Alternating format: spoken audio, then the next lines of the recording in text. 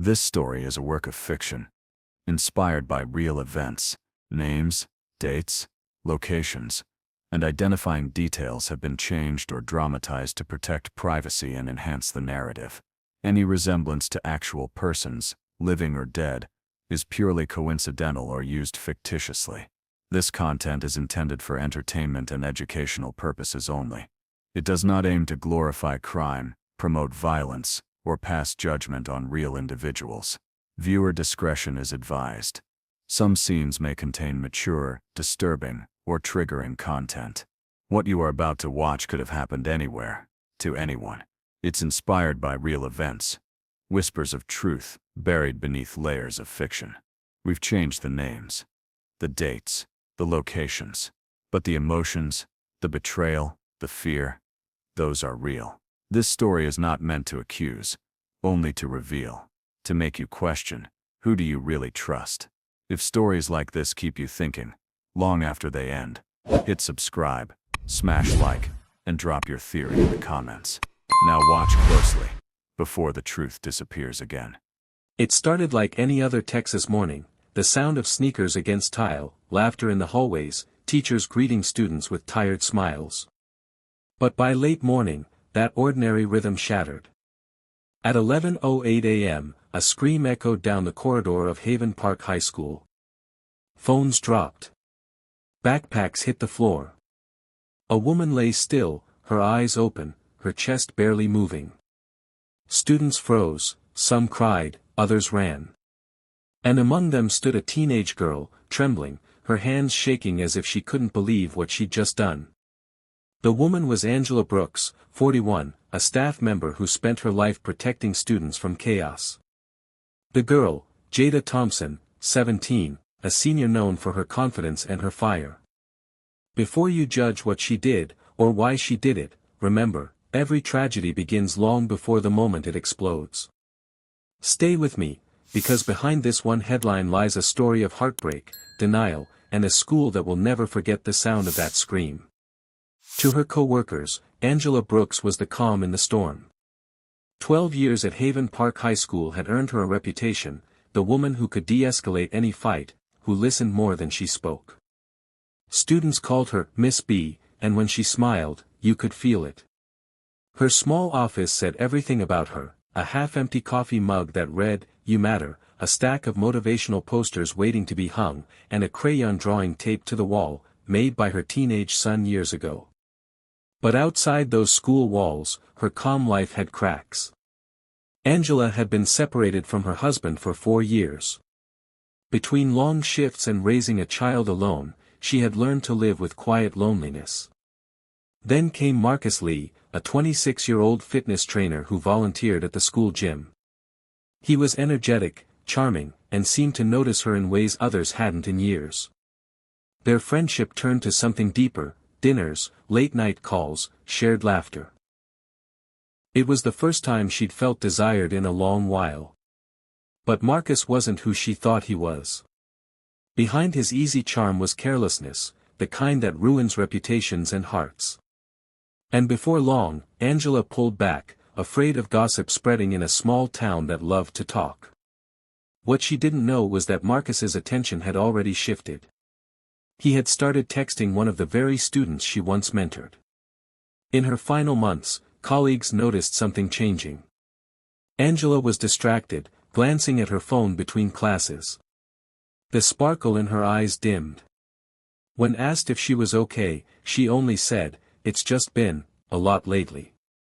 No one pressed further. No one could have guessed that those quiet distractions were warning signs, signals of a storm quietly forming around her. Angela Brooks spent her last days doing what she always did, helping others. She had no idea she was walking straight into the center of someone else's heartbreak. Jada Thompson was 17 and already used to fighting for attention. Her world was loud, part-time jobs, long nights, and a mother who was too tired to notice when she didn't come home on time. She wasn't a bad student, just restless, sharp-tongued, beautiful, and the kind of girl who didn't take disrespect from anyone. When she met Marcus Lee at a community gym, she thought she'd found someone who finally saw her, not as a kid, but as a woman. He told her she was mature for her age. Those words lit something inside her, a dangerous validation. Their secret relationship grew in the dark corners of social media and parking lot conversations. He told her what she wanted to hear, and she built her world around him. But everything changed the day she saw a photo, an old one, of Marcus with Angela Brooks, smiling together in front of the school gym. That smile didn't just hurt her pride.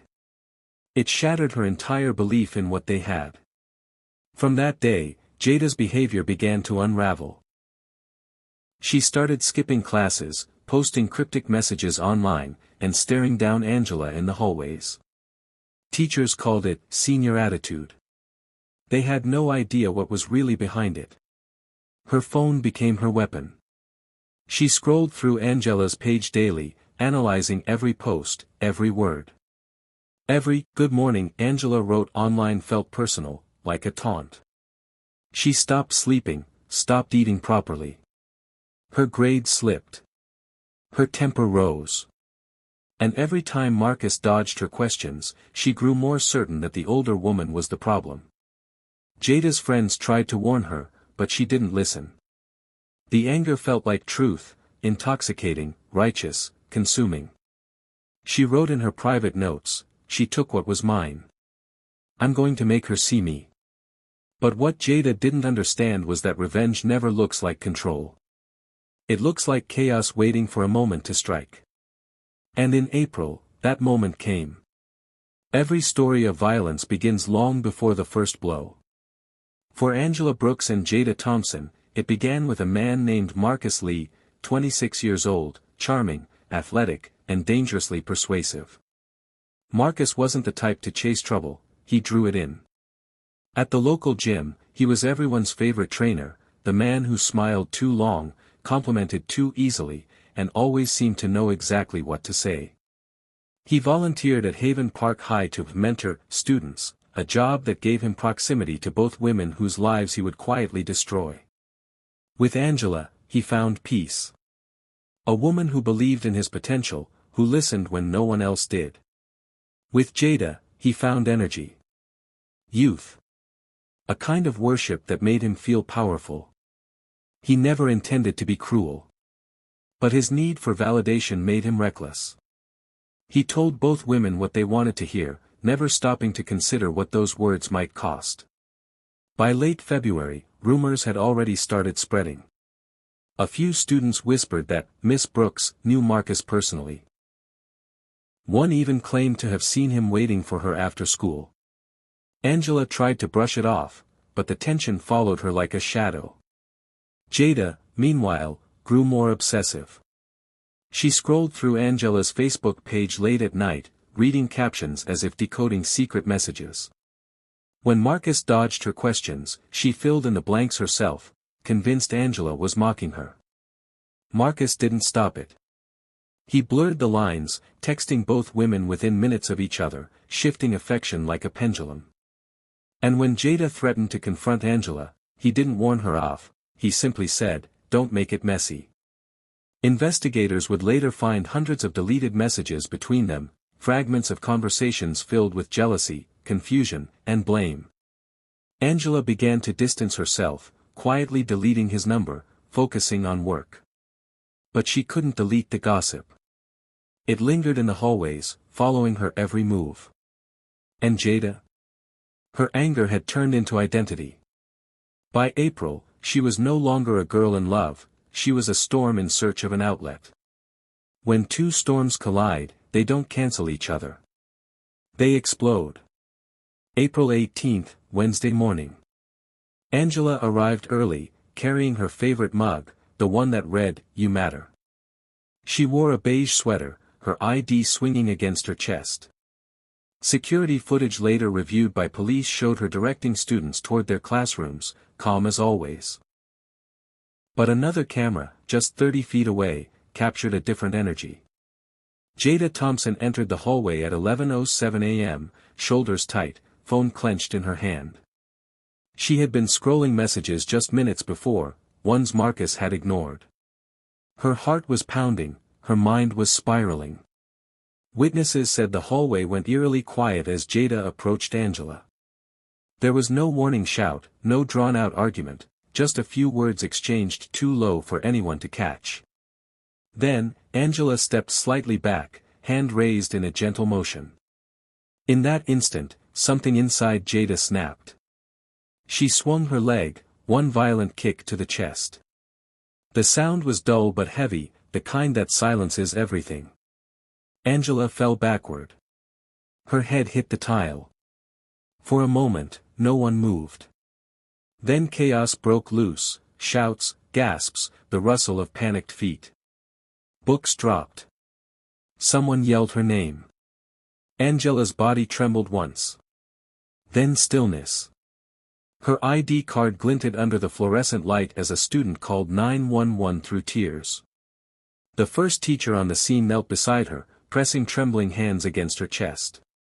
Others guided students away, covering their faces. Security officers reached Jada within seconds. She didn't resist. Her face was blank, her body frozen, her lips moving silently as if trying to undo what had just happened. At 11:13 a.m., paramedics arrived. They performed CPR in the hallway, then carried Angela out on a stretcher. Her mug, "You Matter," lay shattered near the lockers. By noon, the school was in lockdown. Parents were racing to the building. Rumors filled the internet before police statements did. And somewhere outside, in a city filled with sirens and disbelief, Marcus Lee's phone went dark. He wouldn't answer another call that day, or any day after. 3 people. 1 choice. And a silence that would echo through Haven Park High long after the blood was scrubbed from its floors. When the ambulance pulled into Briarwood Memorial Hospital, the sirens stopped, but the panic didn't. Inside, paramedics rushed Angela Brooks through automatic glass doors, shouting her name over the rhythmic beeps of machines. The hallway smelled of antiseptic and metal. Nurses cleared a path.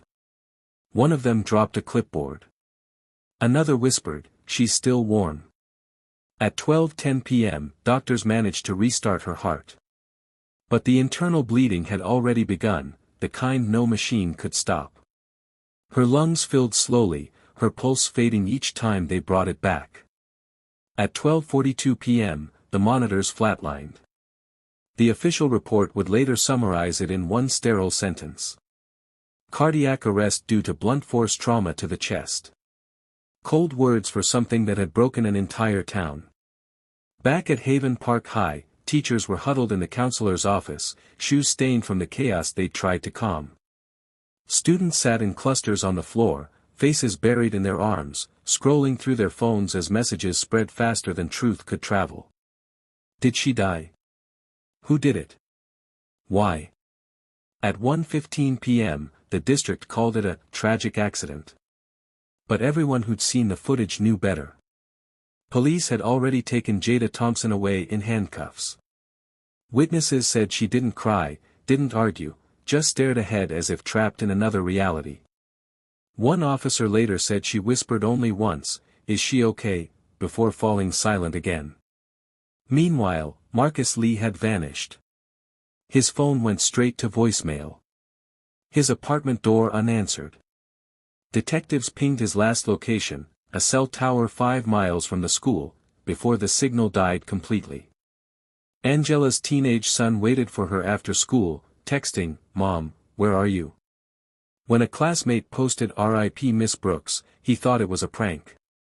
He even laughed, until his aunt arrived, eyes swollen, and said nothing at all. By nightfall, candles lined the school gate. A single note taped to the entrance read, "You mattered." It was signed simply, "Her students." Angela had spent her life teaching calm. But in the end, she became a lesson the world refused to learn.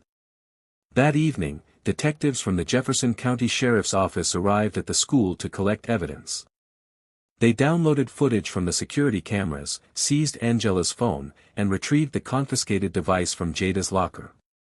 Every light in the administrative wing glowed long past midnight. The timeline was clear, 11:07 a.m. to 11:13 a.m. 6 minutes that would define 2 lives forever. Digital forensics from Jada's phone revealed over 340 deleted messages exchanged with Marcus Lee in the weeks before the attack. Most were emotional, filled with jealousy, threats, and desperation. One, sent hours before the confrontation, read, "If she smiles at you again, I'll make her stop." Marcus never replied. From Angela's phone, investigators recovered older conversations, affectionate, cautious, and ending with silence. Her last message to Marcus was one line, "Please stop showing up at the school." Detectives soon traced Marcus's vehicle to an abandoned gas station west of Houston. Inside, they found his gym bag, his phone smashed on the passenger seat, and a half-burned notebook in the glove compartment. He was gone. In the interrogation room, Jada sat beneath fluorescent lights that buzzed louder than her voice. A camera blinked red as she pressed her hands together, trembling. She said she never meant to kill her, that she just wanted her to feel what I felt. When detectives showed her the video, she broke, covering her face, whispering that she didn't remember it happening that fast. Investigators later confirmed what everyone suspected, this wasn't spontaneous. It was emotional corrosion, slowly built by manipulation, pride, and silence. The case spread across national headlines within days. Commentators debated blame. Some saw Jada as a criminal. Others, a child failed by adults who blurred the lines. At Angela's funeral, her colleagues wore blue, her favorite color. Her son stood beside her casket, holding the crayon drawing that once hung in her office. Across the room, a school official wept quietly, whispering, "We should have seen it coming." It wasn't just one kick. It was every ignored warning that led up to it. By the time Jada Thompson faced trial, nearly 8 months had passed. She was no longer the defiant teenager caught on camera, she was thinner, quieter, her hands trembling whenever the footage played. The courtroom was packed, teachers, parents, reporters, and students who still couldn't understand how love could end like this. The prosecution presented the case as clear and calculated. They showed text messages, surveillance footage, and emotional testimony from witnesses who'd seen Jada that morning, angry, pacing, muttering to herself. The evidence was overwhelming, she'd walked into that hallway with intent. The defense painted a different picture, a broken girl manipulated by an older man, consumed by jealousy and immaturity, pushed into rage she couldn't control. They called it a moment of madness, the kind born from emotional neglect and adult interference. When Marcus Lee's name came up, the room fell silent. Detectives testified that he remained missing. Some believed he'd fled the state, others whispered darker rumors.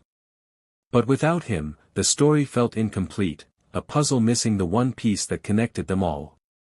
Angela's colleagues took the stand, describing her compassion and quiet strength. One teacher cried as she said, "Angela tried to save everyone. She just couldn't save herself." The line lingered in the air like a sentence heavier than any verdict. When the jury returned, the room froze. They found Jada guilty of involuntary manslaughter. The judge sentenced her to 10 years in state custody, with eligibility for release after 6. As the decision was read, Jada didn't cry. She stared straight ahead, whispering something only she could hear, maybe a prayer, maybe a memory. Outside, Angela's son clutched his aunt's hand, watching cameras flash. Someone asked if he forgave her. He said softly, "I don't know.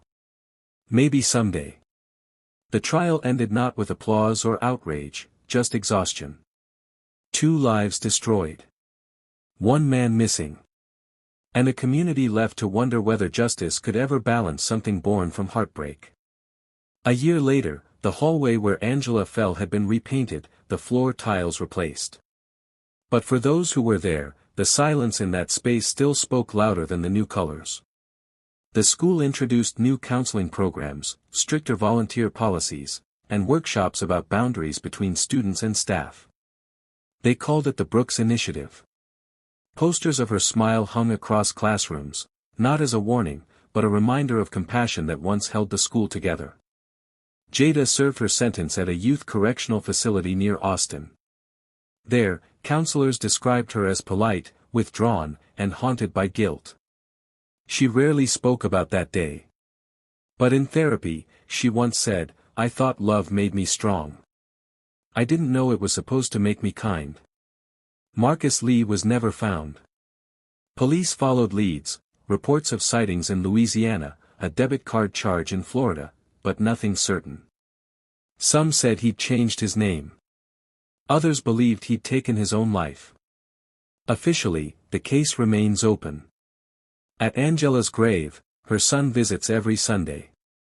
He's older now, more guarded, but he always brings fresh flowers and one new drawing, a habit carried from childhood. Each one reads the same words in his own handwriting: "You mattered." Reporters moved on, but the story never fully faded. Teachers still whisper about it on quiet days. Students still look at that hallway differently. Because the tragedy of Haven Park High wasn't just about a violent act. It was about everything that came before it: the jealousy, the silence, the missed signs, the hearts that mistook pain for passion. In the end, Angela Brooks's story became more than a headline. It became a mirror, showing how easily kindness can be mistaken for weakness, and how quickly love can become the weapon that ends it. She taught peace. She believed in hope. And even after death, she left one final lesson: that no one wins when love turns to possession. In the quiet that followed the headlines, Haven Park High tried to return to normal, but some silences never fade. Every bell that rings through those hallways now carries an echo, of footsteps, of a scream, of a moment that can never be undone. Angela Brooks wanted to change lives. She believed people could be better if given patience and understanding. She died trying to live that belief. Jada Thompson wanted to be seen. She confused attention for affection, and love for ownership. Her story became a warning, one that too many will ignore until it's too late. And Marcus Lee, the man who set the storm in motion, remains a ghost of consequence. His absence is proof that some people leave wreckage instead of footprints. But beyond the tragedy, there is a truth this story refuses to let die. Emotions left unchecked can become weapons. Desire without discipline can destroy lives. And silence, the kind where pain hides behind pride, can kill more effectively than any blow. Angela's mug once said, "You matter." Today, those words sit etched on her headstone, the final echo of a woman who believed every life had value, even the one that ended hers. If you've ever felt anger growing inside you, stop. If you've ever felt unseen, speak. Because every tragedy starts the same way, with someone who thought they could control love. Don't forget to share, subscribe, and tell someone what this story meant to you. Not for the views, but for the voices it might save.